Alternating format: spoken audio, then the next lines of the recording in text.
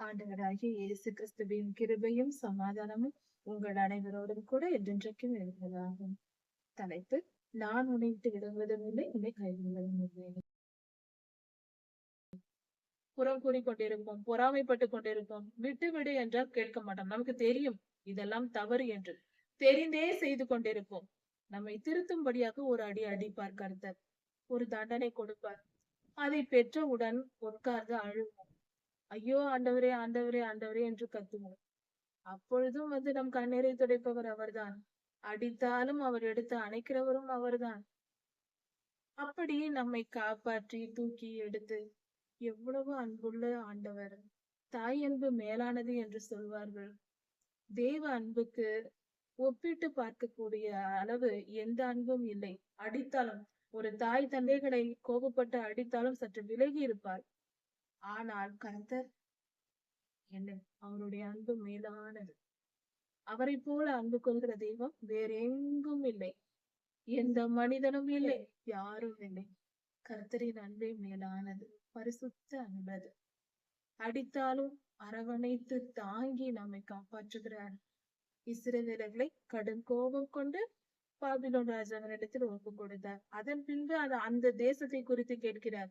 நீ பாபிலோனே, என் பிள்ளைகளுக்கு நீ என்ன செய்தாய்? பார்த்து கொண்டே இருந்திருக்கிறார். கோபம் கொண்டு அடித்த பிள்ளையை இவர் கவனித்துக் கொண்டே இருக்கிறார். ஏசாயா 47 அதிகாரம் 1 முதல் 15 வசனங்கள் வரை. இந்த வேத பகுதியில் மிகவும் தீமை செய்கிற மனிதர்கள், கர்த்தருடைய பார்வையில் அதிக பாவம் செய்கிற மனிதர்களுக்கு கர்த்தர் எப்படிப்பட்ட தண்டனை கொடுப்பார், அவர்களை எப்படி சபிப்பார், அவர்களுடைய தண்டனை எப்படி வரும் என்பதை குறித்து இந்த வேத பகுதியில் சொல்லப்பட்டிருக்கிறது. இந்த வேத பகுதியை தியானிக்கும் பொழுது நாம் எதை செய்யக்கூடாது, கர்த்தருக்கு அருவருப்பான செயல்களை செய்தால் என்ன நடக்கும் என்பதையும், எது எது கர்த்தருக்கு அருவருப்பானது, கர்த்தருடைய கோபத்தை தூண்டுகிற காரியம் எப்படிப்பட்ட பாவங்கள் இது என்பதை குறித்து மிக தெளிவாக கர்த்தர் வெளிப்படுத்தி இருக்கிறார் இந்த வேத வசனத்தில். நாம் இதை ஆழமாக தியானித்து புரிந்து கொண்டு நம் எச்சரிக்கையுடையவர்களாய் இப்படிப்பட்ட பாவத்திற்கு நம்மை நாம் விலக்கி காத்து கொள்ள வேண்டும். ஒரு தேசத்தை குறித்து சொல்லப்பட்டதாக இந்த வேத பகுதி கொடுக்கப்பட்டிருக்கிறது. பாபிலோன் என்னும் ஒரு தேசம் செய்த பாவம் என்ன, அதற்கு கர்த்தர் எப்படி நியாய தீர்ப்பை கொடுக்கிறார், தண்டனை கொடுக்கிறார் என்பதை குறித்து இங்கு சொல்லப்பட்டிருக்கிறது. இது அந்த காலத்தில் இருந்த ஒரு தேசத்திற்கு சொல்லப்பட்ட காரியம் அல்ல. இன்றும் கர்த்தருடைய பிள்ளைகள் யாராயிருந்தாலும், மனிதர்கள் இப்படிப்பட்ட பாவங்களை செய்கிறவர்கள் யாராயிருந்தாலும் அவர்களுக்கு கர்த்தர் இப்படியாய் தண்டனை கொடுப்பார் என்ற எச்சரிக்கையை ஆண்டவர் இங்கு சொல்லி இருக்கிறார். இவைகளை நமக்கு சொல்லி காட்டியிருக்கிறார். அதை குறித்து நாம் தியானிப்போம். பாபிலோன் என்னும் தேசம் செய்த பாவம், அந்த தேசத்தில் இருந்த மிகப்பெரிய பாவம் ஒன்று இருந்தது. ஒரு காரியம் கவனிப்போம். இது அந்த காலத்தில் இருந்த ஒரு தேசத்தில் மட்டுமல்ல, இன்று உலகெங்கும் இந்த பாவம் இருக்கிறது. எல்லா தேசங்களிலும் இருக்கிறது. ஒரு தேசத்திலோ ஒரு இன மக்களிடத்திலோ மட்டுமல்ல, உலகெங்கும் இருக்கிற எல்லா தேசங்களிலும் பெரும்பாலான எல்லா இடங்களிலுமே பொதுவாய் இருக்கிற பாவமாய் இருக்கிறது. இது நிமித்தமே இந்த பூமிக்கு அதிக தண்டனை வருகிறது.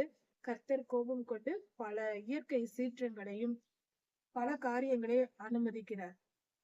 அதை நாம் தெளிவாய் புரிந்து கொண்டு இப்படிப்பட்ட பாவங்களை நாம் செய்யாமலும் பிறர் செய்யும் அந்த பாவங்களை தடுத்து போடும்படியாக நாம் ஜெபிக்கவும் வேண்டும். கர்த்தரிடத்தில் இந்த பாவங்களை எங்கள் தேசத்தை விட்டு நீக்கி போடும் என்று நாம் ஜெபிக்கும் பொழுது அந்த பாவம் நம் தேசத்தை விட்டு அகன்று போகும். இப்படிப்பட்ட தண்டனைகள், இயற்கை சீற்றங்கள், பெரும்பாலான பாடுகள், இவைகளெல்லாம், அதாவது இந்த ஒட்டுமொத்த தேசத்திற்கும் உலகத்திற்கும் வரக்கூடிய பாடுகள் எல்லாம் நீங்கி போகும். சரி, அதை குறித்து நாம் தியானிப்போம். பாபிலோன் தேசத்தில் இருந்த பாவம் என்ன? பாபிலோன் தேசத்தின் கன்னிகையே, நீ சிங்காசனத்தில் உட்கார்ந்திருக்கிறாய், நீ மண்ணிலே உட்காரு என்று நீ அவமானப்படுவாய், நீ துக்கப்படுவாய் என்று கர்த்தர் சொல்லுகிறார்.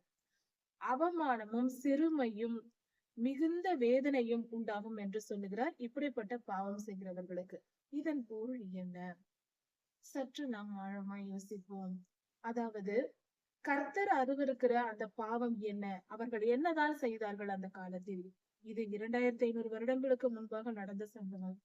அப்படி இருக்க, இது இன்றைக்கும் நம்முடைய தனிப்பட்ட வாழ்க்கையிலும், நம் தேசங்களிலும், உலகெங்கும் கூட இந்த பாவம் இருக்கிற இடங்களில் இப்படிப்பட்ட தண்டனைகள் வருகிறது. அதை தப்பித்துக் கொள்ளும்படியாக, அப்படிப்பட்ட பாவத்திலிருந்து தப்பித்துக் கொள்ளும்படியாக நாம் என்ன செய்யலாம் என்று கவனித்து பார்ப்போம். அது என்ன பாவம் என்பதை கர்த்தர் இங்கு வெளிப்படுத்தியிருக்கிறார். அதாவது பில்லி சூனிய பாவமும், மந்திரவாதமும், இவைகள் எல்லாம் கர்த்தருக்கு அருவருப்பானது. மேஜிக் என்று சொல்லுவார்கள். மேஜிக் செய்வது, அதை பார்ப்பது, இதெல்லாம் பாவம் என்று வேதம் சொல்லுகிறது. நியாயப்பிரமாணத்தில் கர்த்தர் கொடுத்திருக்கிறார். சரி, அப்படி கர்த்தர் சொல்லி இருக்கும் பொழுது அதை நாம் செய்யவும் கூடாது. அப்படி செய்கிறவர்களை பார்க்கவும் கூடாது. மந்திரம் தந்திரம் எல்லாம் செய்தார்கள் என்றால் அதை நாம் பார்க்கவே கூடாது. டிவி ஷோக்களில், செல்போனில் இப்படிப்பட்ட காரியங்கள் எல்லாம் வருகிறது. அதையெல்லாம் நாம் பார்க்கவே கூடாது. ஒரு நொடி கூட அதை நாம் ரசித்து பார்க்க கூடாது. அதனால் நமக்கு பாதிப்பு உண்டாகும். அது நிமித்தம் கர்த்தருடைய கோபத்துக்கு நாம் ஆளாக வேண்டும். அது நம் மனநிலையை பாதிக்கும்.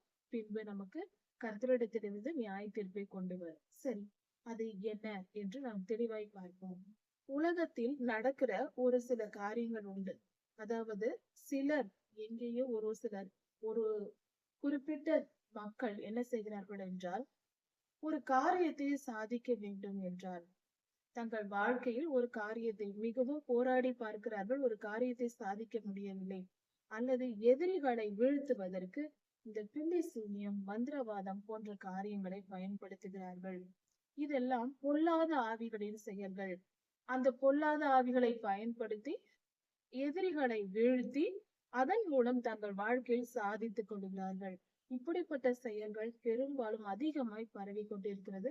அந்த காலத்திலும் இருந்தது, இப்பொழுதும் இருந்து கொண்டுதான் இருக்கிறது. இது கடைசி காலத்தில் எல்லா பாவமும் சேர்ந்தே வளர்ந்து கொண்டிருக்கிறது, மரம் போல. இப்படி இருக்க, இப்படிப்பட்ட காரியங்களில் ஈடுபடுகிறவர்களுக்கு எப்படிப்பட்ட நியாய தீர்ப்பு வரும்?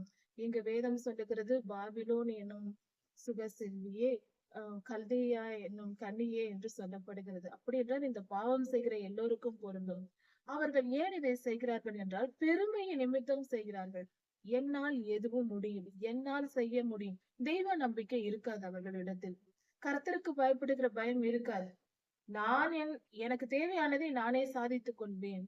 நான் ஏதாவது ஒரு காரியம் நடைபெறவில்லை என்றால், அதைக்கென்ன, நான் மந்திரவாதம் செய்து அதன் மூலம் நான் அதை சமாளித்துக் கொள்வேன் என்று சொல்வார்கள்.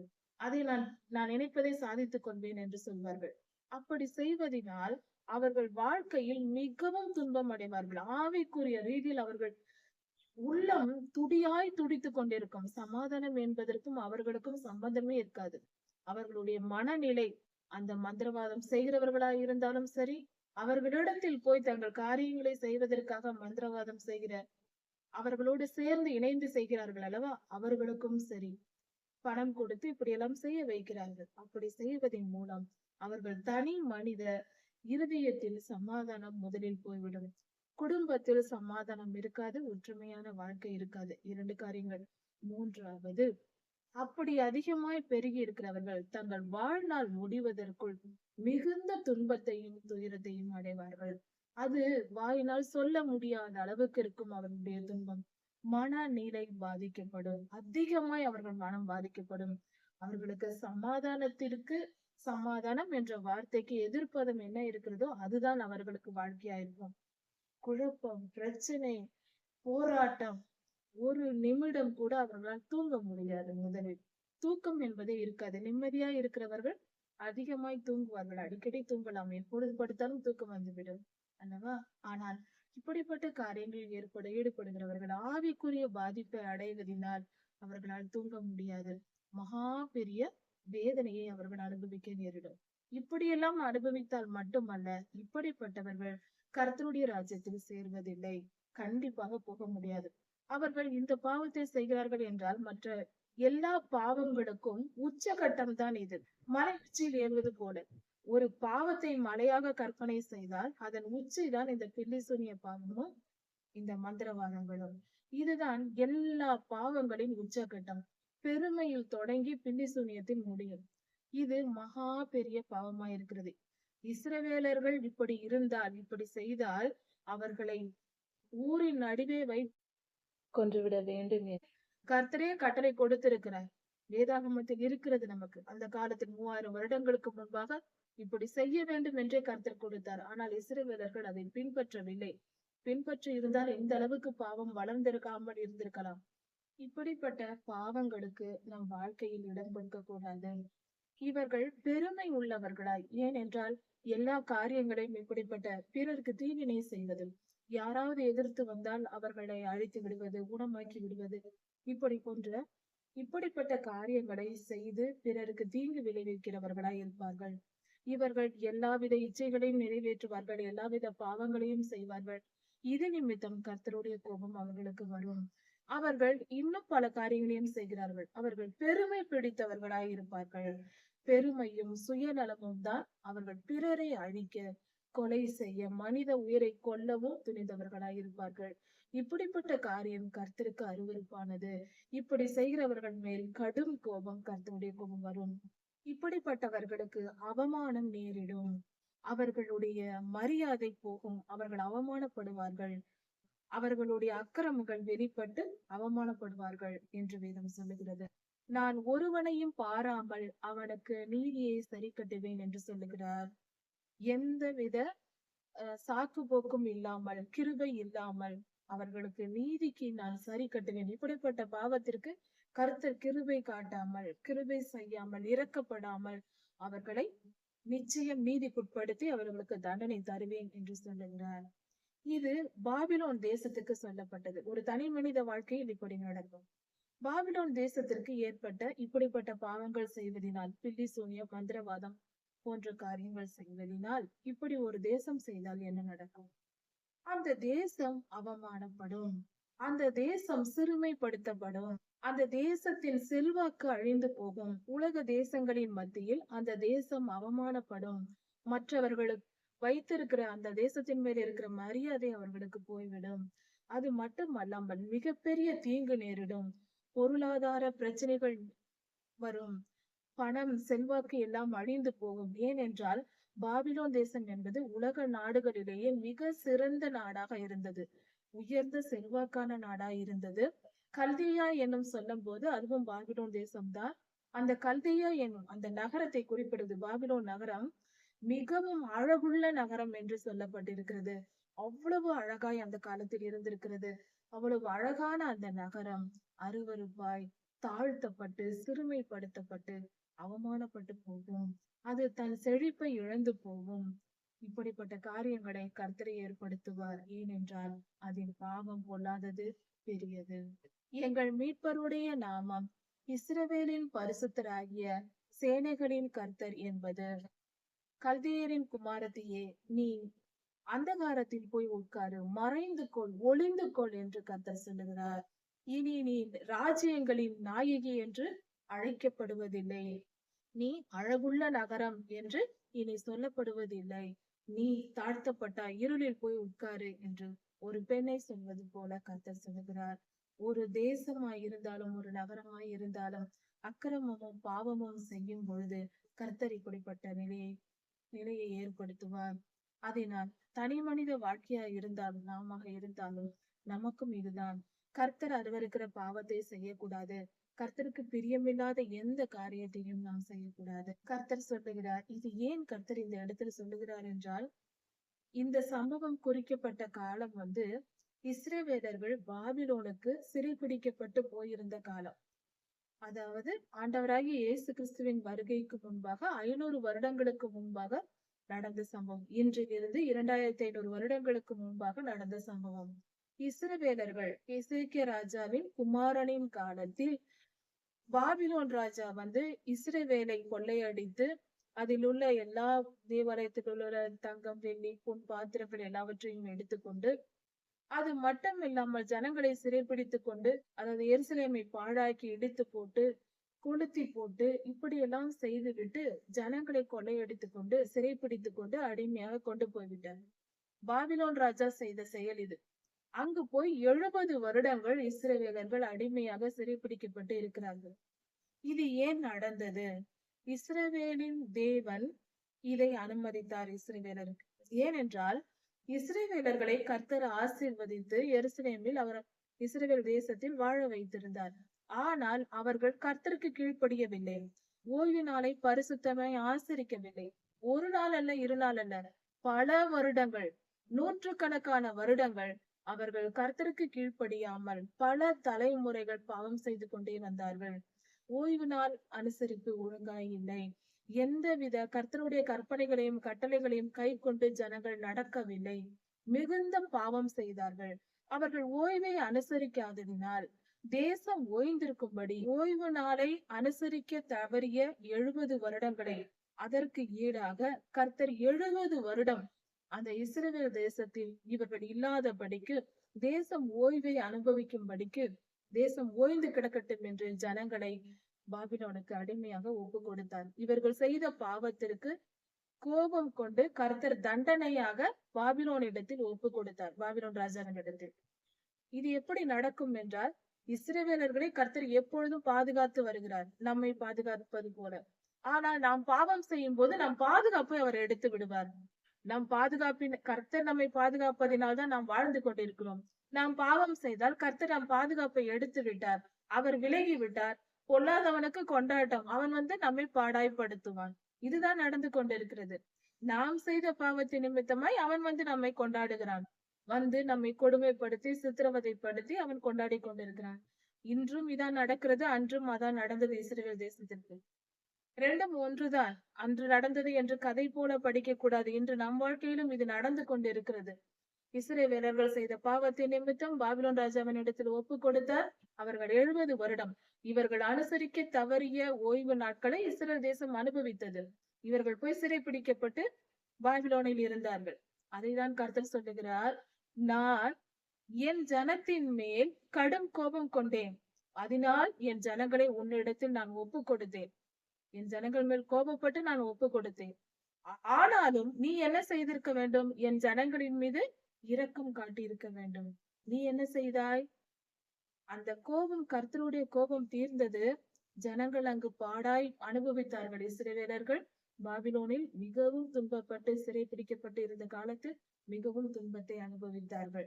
தங்கள் தேசத்தை இழந்து, கர்த்தருடைய ஆலயத்தை இழந்து அங்கு போய் சிறைப்பிடிக்கப்பட்டு அவர்கள் மிகுந்த பாடுகளை அனுபவித்தார்கள். அதெல்லாம் முடிந்த பின்பு கர்த்தர் சொல்லுகிறார், என் ஜனங்களை உன்னிடத்தில் நான் ஒப்பு கொடுத்து விட்டேன், அவர்கள் மேல் இருந்த கோபத்தினால் நீ அவர்களுக்கு இரக்கம் காட்டவில்லை என்று கர்த்தர் சொல்லுகிறார். தம்முடைய ஜனங்களை எவ்வளவு நேசிக்கிறார். கோபம் கொண்டோம் ஒரே அடியை அடித்து போட்டிருக்கலாம், போடவில்லை. ஓய்வு அனுபவிக்கவில்லையா, சற்று விலகீர் என்று விலக்கி விட்டார். அதிலும் இரக்கம். கர்த்தருடைய கடும் கோபத்திலும் கிருபை கிடைக்கிறது. அங்கு அநேகம் நியாய தீர்ப்பை, அவர் நீதியின்படி நியாய தீர்ப்பையும் கொடுத்தார். முற்றிலும் அழிக்கவில்லை.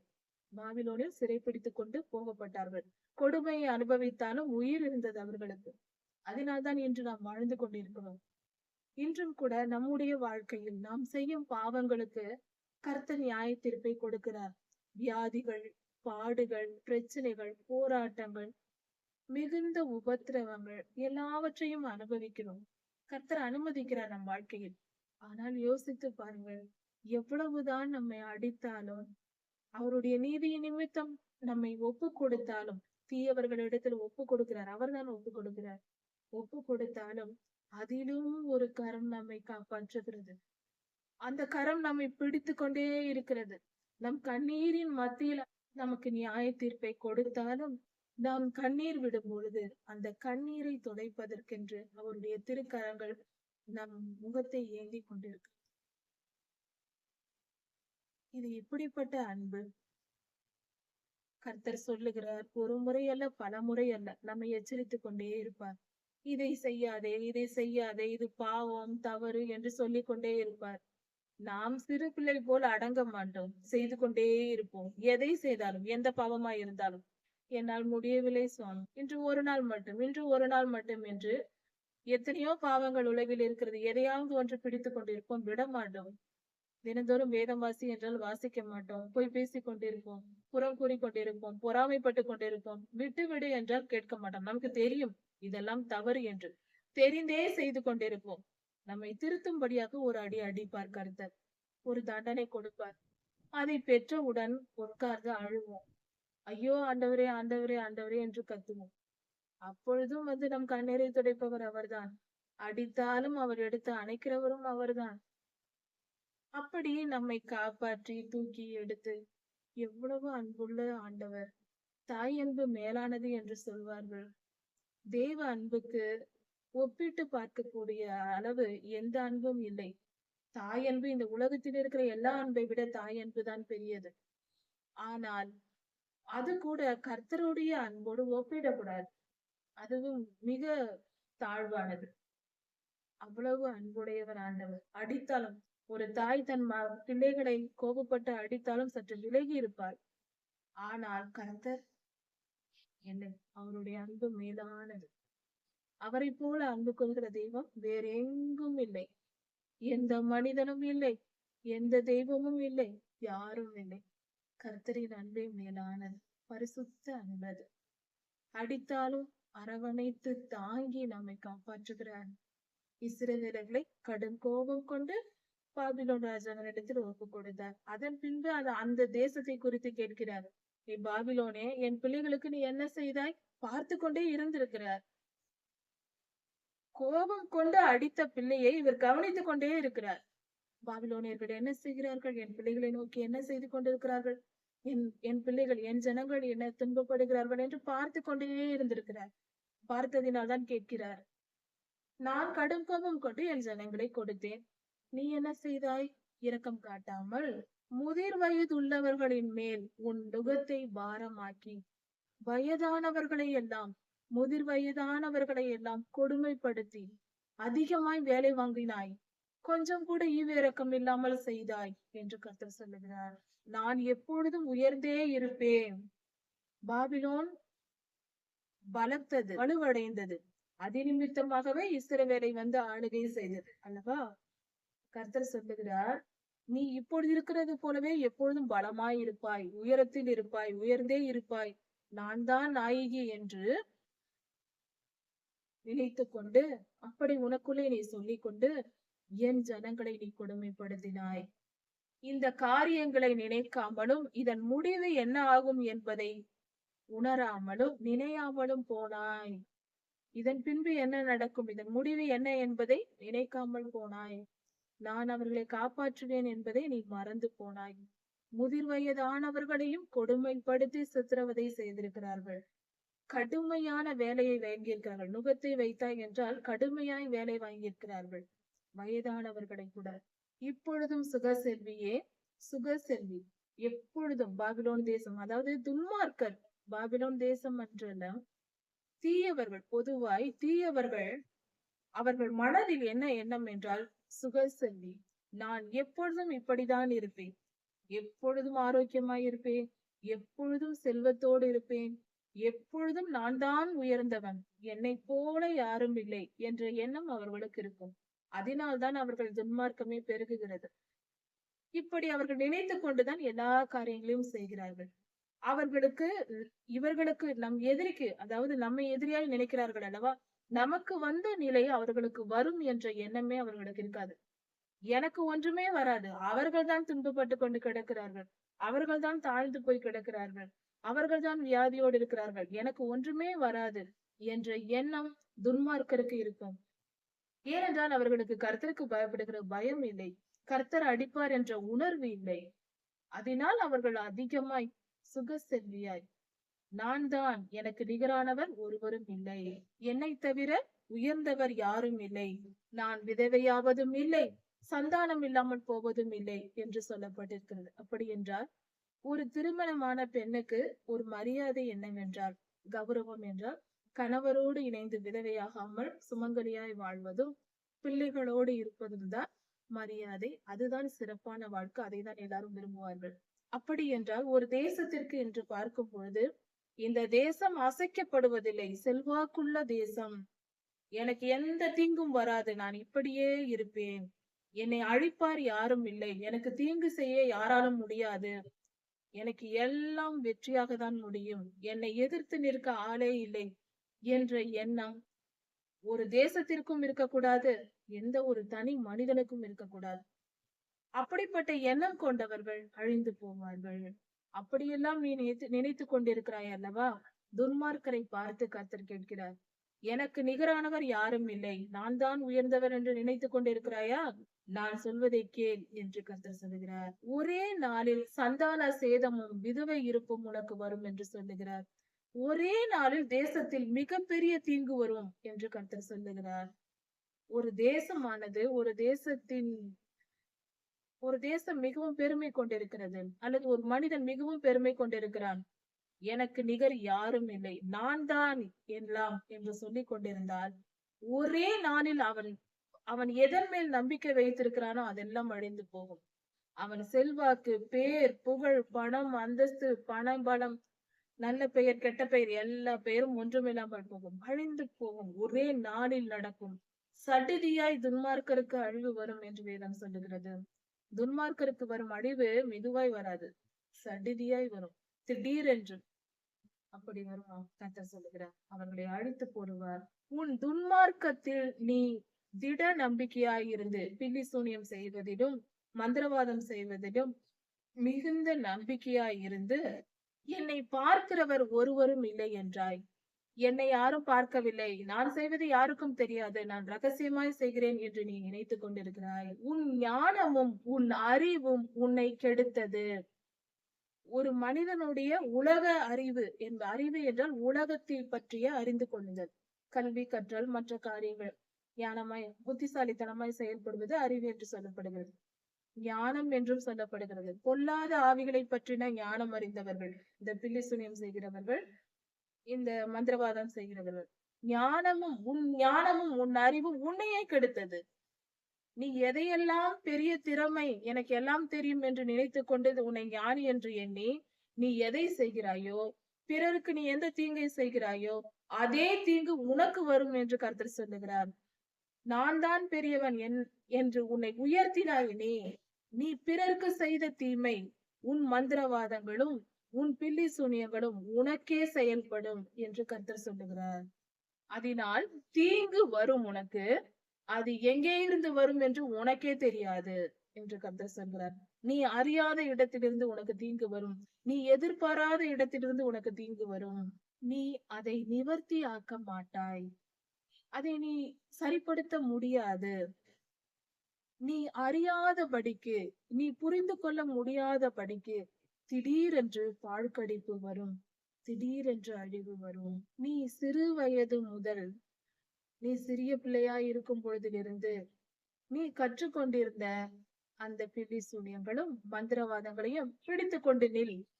அவைகளால் உனக்கு பிரயோஜனம் இருக்கிறதா, பலன் இருக்கிறதா என்று பார்ப்போம் என்று கர்த்தர் சொல்லுகிறார்.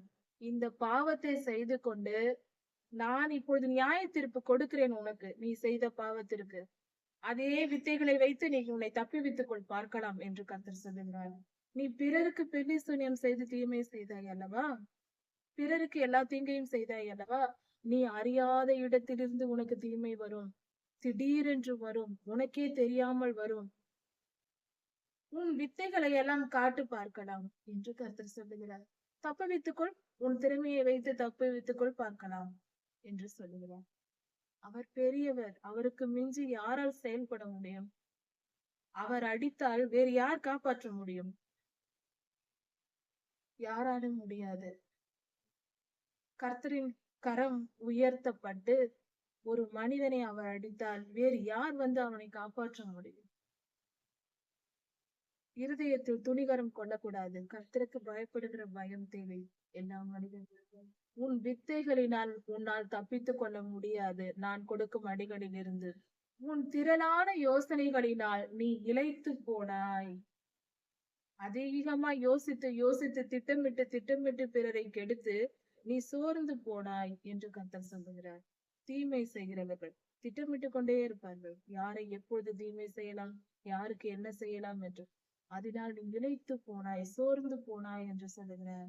இப்பொழுதும் ஜோசியம் பார்க்கிறவர்களும் அமாவாசை கணிக்கிறவர்களும் எழும்பி உனக்கு நடக்கிறவைகள், இந்த தீமைகள், உனக்கு நான் கொடுக்கும் தண்டனைகளில் இருந்து உன்னை விலக்கி காப்பாற்றட்டும், பார்க்கலாம் என்று கர்த்தர் சொல்லுகிறார். உன் ஞானத்தையும் உன் அறிவையும் வைத்து உன்னால் தப்பித்துக் கொள்ள முடியாது. உனக்கு துணையாக இந்த ஜோசியம் பார்க்கிறவர்கள், அமாவாசை கணிக்கிறவர்கள் எல்லாம் உனக்கு இத்தனை காலம் சொல்லிக் கொடுத்தார்கள் அல்லவா? அவர்கள் எல்லாம் உன்னை வந்து காப்பாற்றட்டும் பார்க்கலாம் என்று கேட்கிறது. இதோ அவர்கள் தானடியைப் போல இருக்கிறார்கள்.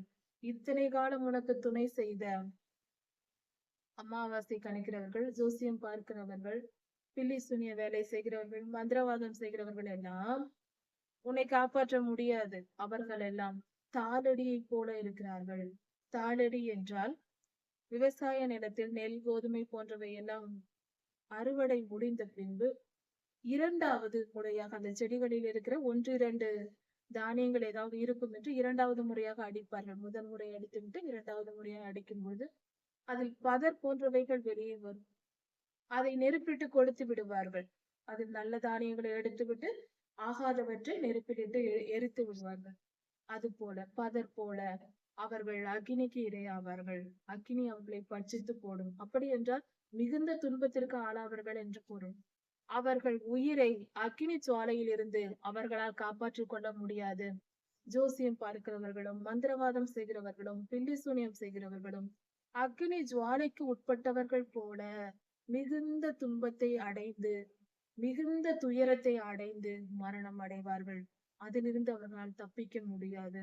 மிகுந்த வேதனையை சொல்லக்கூட முடியாத அளவுக்கு மிகுந்த கொடுமையை அனுபவித்து சாவார்கள் என்று பொருள். உயிரோடு இந்த உலகத்தில் மரணமாவது நிம்மதியாய் ஒரே நாளில் முடிய வேண்டும் அல்லவா? அந்த மரணம் அடைவதற்கு முன்பாக மிகுந்த போராட்டத்தை சரீரத்தில் அவர்கள் அனுபவிப்பார்கள். பலருக்கு இப்படி நேர்ந்திருக்கிறது, கண்ணால் பார்த்து நடக்கிறது. உண்மையாகவே பில்லி சூனிய வேலை செய்கிறவர்கள், மந்திரவாதம் செய்கிறவர்கள், அவர்கள் வாழ்க்கையில் அனுபவிக்கிற கடைசி காலத்தில் அவர்கள் அனுபவிக்கிற துயரங்கள் சொல்லவே முடியாது. கொடுமையா இருக்கு, அவ்வளவு பயங்கரமாய் அவர்கள் அனுபவிக்கிற துயரங்கள் அக்னி ஜுவாலை போன்றது. அதில் குளிர் காயவும் முடியாது. எதிரே உட்கார்ந்து இருக்கிற அடுப்பும் அல்ல, அடுப்பை போல அல்ல, அது சுட்டு எரிக்கும். அப்படி என்றால் மிகுந்த துன்பம், சகிக்க முடியாத துன்பம். அதில் எந்த இதமும் இருக்காது. மிகவும் துன்பம் அடைய வேண்டும். வேதனை, துயரம் அலறிக்கொண்டே இருப்பார்கள். உன் சிறு வயது முதல் நீ பிரயாசப்பட்டு எவர்களுடன் வியாபாரம் பண்ணினாயோ அவர்களும் அப்படியே இருப்பார்கள். அவரவர் தங்கள் போக்கிலே போய் அலைவார்கள். அவர்களை ரட்சிப்பார் இல்லை, அலைந்து திரிவார்கள். இது ஒரு தனி மனிதனுக்காய் இருந்தாலும் அந்த மனிதனுடைய வாழ்க்கை என்பது, அந்த பாவம் செய்கிற பில்லி சூனியம் மந்திரவாதம் செய்கிறவர்களாய் இருந்தாலும் அவர்களோடு சேர்ந்தவர்களாய் இருந்தாலும் அலைந்து திரிந்து ஒரு நிரந்தரமான ஒரு இடத்தில் நிற்க முடியாமல், வாழ முடியாமல் அலைந்து திரிவார்கள். அது மட்டுமல்ல, அவர்களை பாதுகாப்பால் யாரும் இருக்க மாட்டார்கள். எந்தவித பாதுகாப்பும் அவர்களுக்கு கிடைக்காது. மிகுந்த துன்பத்தையும் துயரத்தையும் தவிப்பையும் என்னென்ன துன்பங்கள் உலகத்தில் உண்டோ அத்தனையும் அனுபவிப்பார்கள் இந்த வேலை செய்கிறவர்கள். இது ஒரு தனி மனிதனுக்கு மட்டுமல்ல, ஒரு தேசத்தில் இந்த இப்படிப்பட்ட பாவங்களுக்கு இடம் கொடுத்தால், தேசத்தின் தலைவர்களோ தேசத்தை ஆளுகை செய்கிறவர்களோ இப்படிப்பட்ட பாவங்களுக்கு இடம் கொடுத்தால் அது மிகுந்த துயரத்தை தேசத்திற்கு கொண்டு வந்து சேர்க்கும் என்பது கர்த்தருடைய வார்த்தையா இருக்கிறது. அதனால் இப்படிப்பட்ட பாவத்திற்கு, இப்படிப்பட்ட துன்பத்தையும் துயரத்தையும் அடையாதபடிக்கு இந்த பாவங்கள் எதையும் நாம் செய்யக்கூடாது. ஒருவேளை இதுவரைக்கும் இப்படிப்பட்ட காரியங்களில் ஈடுபட்டிருந்தால், அதாவது மை வேலை செய்வது, பில்லி சூனியம் செய்வது, மந்திரவாதம் செய்வது போன்ற காரியங்களில் ஈடுபட்டிருந்தால் இன்றே அவைகளை தூக்கி எறிந்து போட்டுவிட்டு, செய்கிறவர்களாய் இருந்தாலும் சரி, பிறருக்கு செய்தவர்களாய் இருந்தாலும் சரி, அப்படிப்பட்ட பாவத்தை உங்கள் வாழ்க்கையை விட்டு அகற்றி போட்டு மனம் திரும்பி கர்த்தரிடம் மன்னிப்பு கேளுங்கள். கர்த்தர் உங்களை மன்னித்து விடுதலையாக்க வல்லவராய் இருக்கிறார். நமக்கு விரோதமாய் வேறு யாராவது அப்படி பில்லி சூனியம் மந்திரவாதம் செய்தால் பயப்பட வேண்டாம். அப்படிப்பட்டவர்களை கண்டு அஞ்சவே வேண்டாம். கர்த்தருக்கு பிள்ளைகளுக்கு, யாக்கோபுக்கு விரோதமான மந்திரவாதமும் இல்லை, பில்லி சூனியமும் இல்லை. கர்த்தருடைய பிள்ளைகளுக்கு விரோதமாய் யாராவது இப்படி செய்தால் அது அவர்களையே போய் தாக்கும். அந்த தீமை நம்மை தொடாது. தைரியமாயிருங்கள், பயப்படாதிருங்கள். கர்த்தருடைய ஜனங்கள் இப்படிப்பட்ட பாவத்திற்கு பயப்படவே தேவையில்லை. கர்த்தர் உங்களை ஆசீர்வதிப்பாராக. இதன் தொடர்ச்சியை அடுத்த செய்தியில் பார்க்கலாம். மாறனாக